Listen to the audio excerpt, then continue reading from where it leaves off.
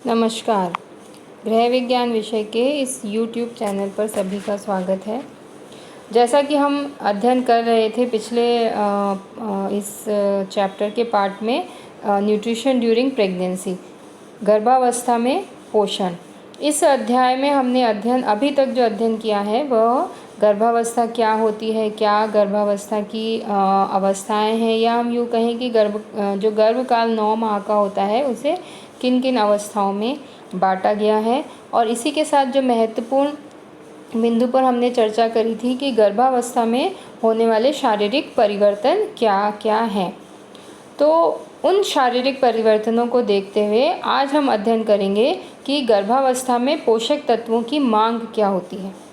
तो गर्भावस्था में जो पोषक तत्वों की मांग ICMR द्वारा बताई गई है उसकी चर्चा हम यहाँ पर करेंगे।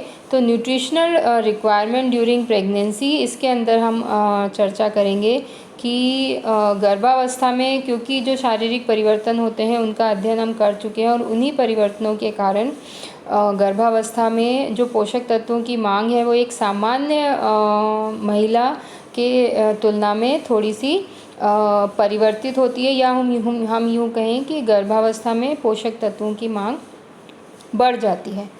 अब हम अलग अलग पोषक तत्वों के बारे में यहाँ पर चर्चा करेंगे। सर्वप्रथम हम चर्चा करते हैं कैलोरी मांग। कैलोरी जिसे हम ऊर्जा भी कहते हैं। तो जो भी भोजन हमारे द्वारा ग्रहण किया जाता है उससे व्यक्ति को ऊर्जा की प्राप्ति होती है। तो सामान्य अवस्था में जो ऊर्जा की आवश्यकता होती है और गर्भावस्था में जो ऊर्जा की आवश्यकता है उसमें परिवर्तन देखा जाता है।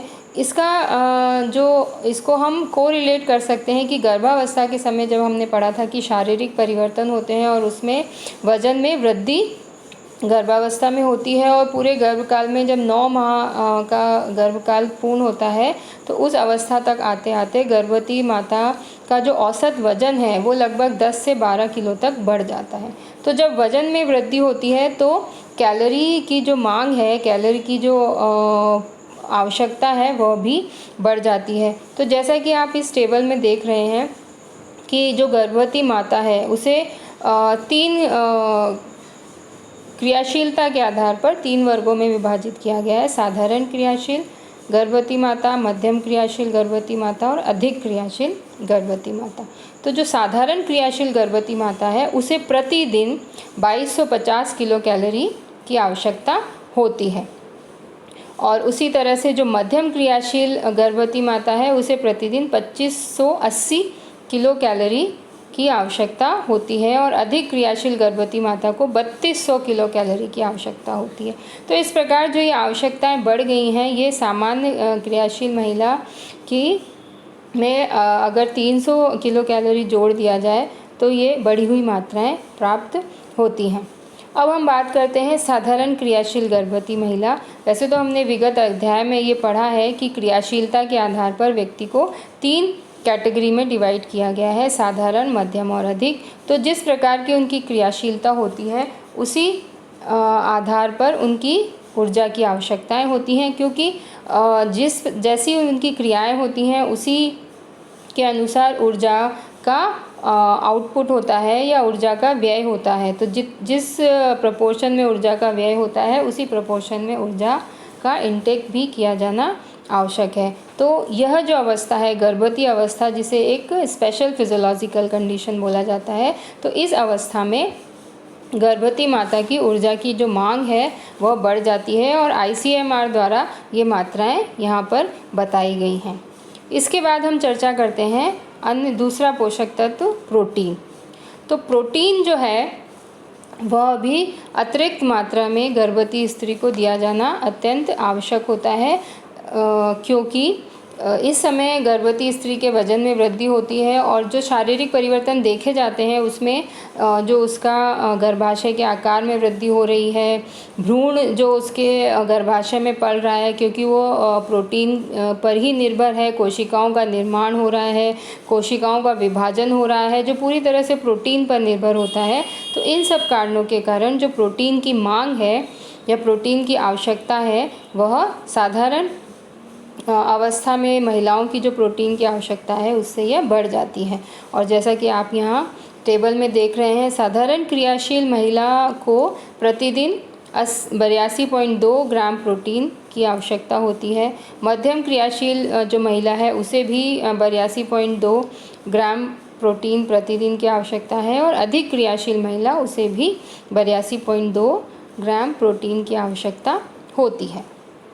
अब हम यहाँ पर ये चर्चा करें कि यदि गर्भवती महिला शाकाहारी है या मांसाहारी है, तो दोनों स्थितियों में यदि गर्भवती महिला शाकाहारी है तो उन्हें जो प्रोटीन के जो सोर्सेस हैं, जहाँ से प्रोटीन की प्राप्ति होगी, वो ज़्यादातर सभी शाकाहारी सोर्सेस होते हैं। तो इस अवस्था में गर्भवती माता को दालों का, और अगर जहाँ हो सके तो सूखे मेवे, इनका सेवन, दूध, दही, इनका सेवन अधिक मात्रा में किया जाने चाहिए, क्योंकि यही प्रोटीन के अच्छे वेजिटेरियन सोर्स होते हैं।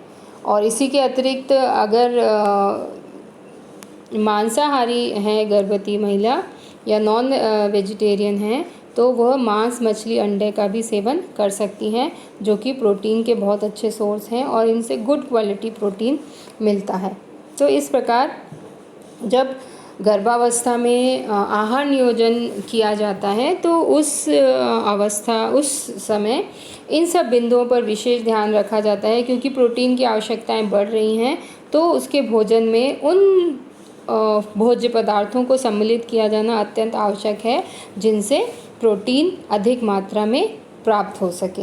और साथ ही साथ भोजन का जो चयन किया जाता है, या हम यूँ कहें कि भोज्य समूहों में से जब भोज्य पदार्थों का चयन किया जाता है तो ऐसे पदार्थों का चयन किया जाएगा जिनमें पोषक तत्व पर्याप्त मात्रा में हों, और साथ ही साथ गर्भवती माता द्वारा उनका पाचन भी आसानी से किया जा सके। क्योंकि इससे पहले हमने ये चर्चा की थी कि गर्भावस्था में पाचन संस्थान में कुछ परिवर्तन होते हैं। पाचन संस्थान में की जो मांसपेशियां हैं कुछ लचीली और ढीली हो जाती हैं, जिससे पाचन क्रिया जो है वह प्रभावित होती है। तो इस प्रकार जब चयन किया जाता है भोज्य पदार्थों का, तो इन दैनिक प्रस्तावित मात्राओं के साथ साथ पाचन क्रिया अच्छी बनी रहे, इस बात का भी ध्यान रखा जाना चाहिए। प्रोटीन के बाद दूसरा पोषक तत्व जिस पर हम चर्चा कर रहे हैं वो है वसा। वसा, जिसको हम फैट या लिपिड्स इसके अंदर आती हैं, और वसा जो सैचुरेटेड और अनसैचुरेटेड दोनों ही प्रकार की वसाएं होती हैं। तो इस अवस्था में, गर्भावस्था में 30 ग्राम वसा प्रतिदिन गर्भवती माता को दिया जाना चाहिए, और यह जो 30 ग्राम की मात्रा है यह उसके एक दिन के लिए पर्याप्त मानी जाती है। इस वसा से गर्भवती माता को ऊर्जा की भी प्राप्ति होती है, और साथ ही साथ शरीर के अंदर जहां लिपिड्स की आवश्यकता है वह इसके द्वारा पूर्ण हो जाती है। अधिक मात्रा में वसा का सेवन गर्भावस्था में नहीं किया जाना चाहिए, क्योंकि यदि अधिक मात्रा में सेवन किया गया तो इससे गर्भवती माता का जो वज़न है वो बहुत अधिक बढ़ सकता है, और बढ़ा हुआ जो वज़न की वजह से प्रसव के समय कुछ समस्याओं का सामना गर्भवती माता द्वारा किया जा सकता है। अतः जो वसा है वो 30 ग्राम वसा प्रतिदिन के अनुसार ही दी जानी चाहिए, साधारण क्रियाशील महिला के लिए, मध्यम क्रियाशील गर्भवती महिला के लिए और अधिक क्रियाशील गर्भवती महिला, तीनों को एक ही प्रकार की मात्राएं प्रस्तावित की गई हैं। इसके बाद जो हम पोषक तत्व का चर्चा करते हैं वो है कैल्शियम। कैल्शियम वैसे तो महिलाओं के लिए बहुत ही आवश्यक पोषक तत्व है, चाहे वो किशोर बालिकाएं हैं, चाहे वो साधारण महिलाएं अर्थात गर्भावस्था की अवस्था में वो नहीं हैं, तो भी कैल्शियम उनके लिए बहुत अधिक महत्वपूर्ण है। क्योंकि कैल्शियम जो है वह आप जैसा जानते हैं कि कैल्शियम हड्डियों का या बोन के निर्माण के लिए, अस्थि तंत्र के निर्माण के लिए अत्यंत आवश्यक होता है। तो गर्भावस्था में जहाँ सामान्य अवस्था में कैल्शियम 600 मिलीग्राम प्रतिदिन की आवश्यकता होती है, वहीं गर्भावस्था में इसकी मात्रा या इसकी आवश्यकता बढ़ के 1200 मिलीग्राम प्रतिदिन हो जाती है। ऐसा इसलिए होता है क्योंकि गर्भावस्था में गर्भस्थ जो शिशु है उसका विकास हो रहा होता है, और हमने ये पढ़ा है कि गर्भस्थ शिशु को सभी पोषक तत्व माता के रक्त द्वारा प्राप्त होते हैं। अतः गर्भावस्था में जो शिशु पल रहा है उसके अंदर जो अस्थि तंत्र या बोन्स का निर्माण हो रहा है, उनका विकास हो रहा है, तो उसके लिए अतिरिक्त कैल्शियम की आवश्यकता गर्भवती माता को होती है।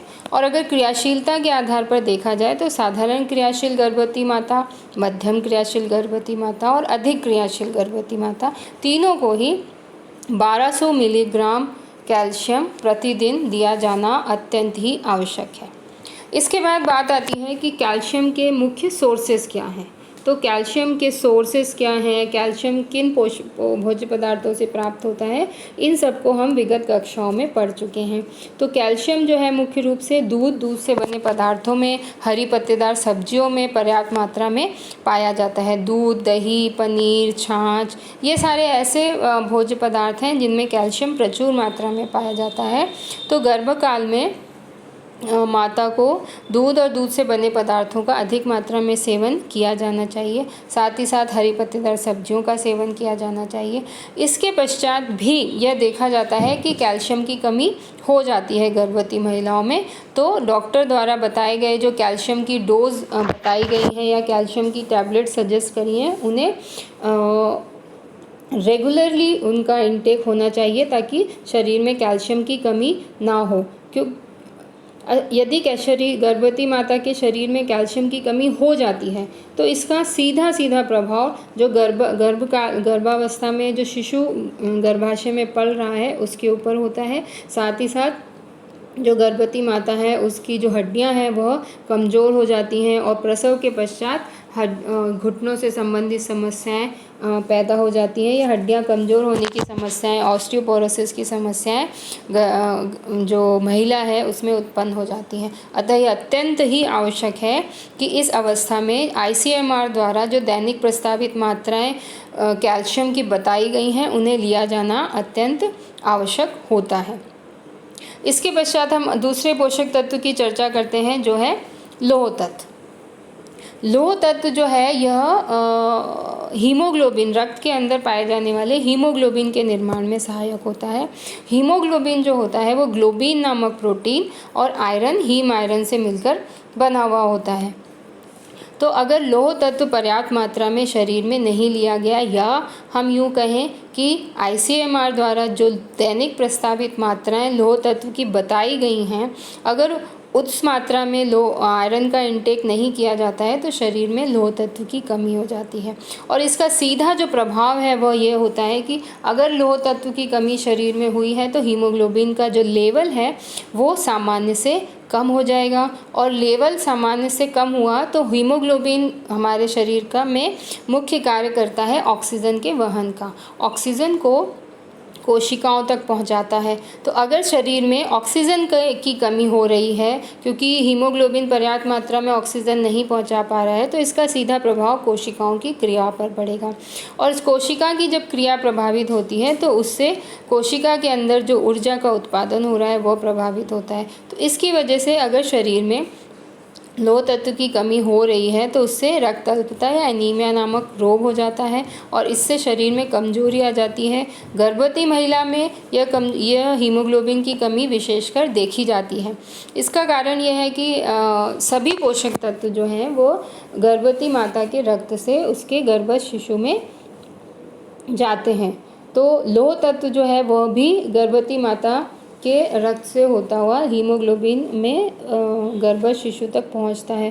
तो इस अवस्था में अतिरिक्त मात्रा में लौह तत्व की आवश्यकता गर्भवती माता को होती है, और अगर इसकी आवश्यकता पूरी नहीं हुई तो गर्भस्थ शिशु प्रभावित होता है। साथ ही साथ जो गर्भवती माता है वह भी रक्त अल्पता से प्रभावित होती है। और अगर हमारे भारतीय समाज में देखा जाए तो 80 से 85% जो गर्भवती महिलाएं हैं वो रक्त अल्पता से पीड़ित पाई जाती हैं। इसका मुख्य कारण यह है कि गर्भावस्था के काल में उनके द्वारा लौह तत्व से युक्त भोज्य पदार्थों का सेवन नहीं किया जाता। अब यदि हम बात करें कि लौह तत्व से युक्त भोज्य पदार्थ कौन से हैं, तो जो हरी पत्तेदार सब्जियां लौह तत्व युक्त होती हैं। इसके अतिरिक्त जो गुड़ है और इसके अलावा कुछ फल हैं जिसमें जैसे अनार है, चुकंदर, ये सभी चीज़ें लौह तत्व की बहुत अच्छी स्रोत होती हैं। और इन्हीं के साथ लोह तत्वों का अवशोषण करने वाला पोषक तत्व विटामिन सी युक्त खाद्य पदार्थों का सेवन किया जाना भी अत्यंत आवश्यक होता है। अब हम देखें कि गर्भवती माता को कितने लोह तत्व की आवश्यकता होती है। तो साधारण क्रियाशील गर्भवती माता, मध्यम क्रियाशील गर्भवती माता और अधिक क्रियाशील गर्भवती माता तीनों को ही प्रतिदिन 35 मिलीग्राम लोह तत्व की आवश्यकता होती है। तो इस अवस्था में लोह तत्व युक्त भोजन को ग्रहण करना बहुत ही आवश्यक होता है।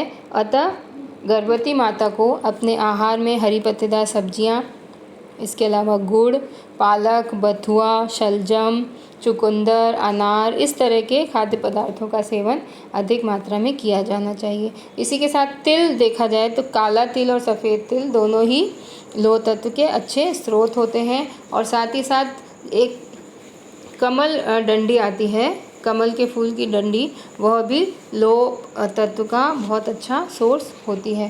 तो इन पदार्थों का सेवन इस अवस्था में किया जाना चाहिए।